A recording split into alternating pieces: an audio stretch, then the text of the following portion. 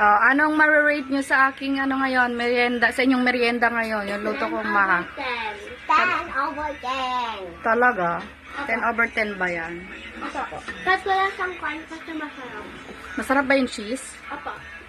Maraming cheese yan. Yung melted cheese na hinalo ko kanina, nung niluluto siya, and then Kaya yung 10 cheese over na 10 yan. kasi favorite ko yung Eden. Favorite ko rin yung cheese, kaya gusto ko maraming cheese. Oh, ikaw, Stena. 10 over, kaya 10 over 10 kasi. Bakit?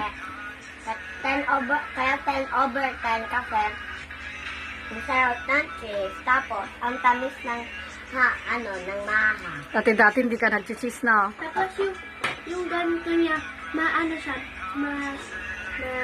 masarap na creamy. Ma-creamy. Next time ulit, magluto tayo yung ano, may chocolate siya. Lalagyan ko siya ng chocolate.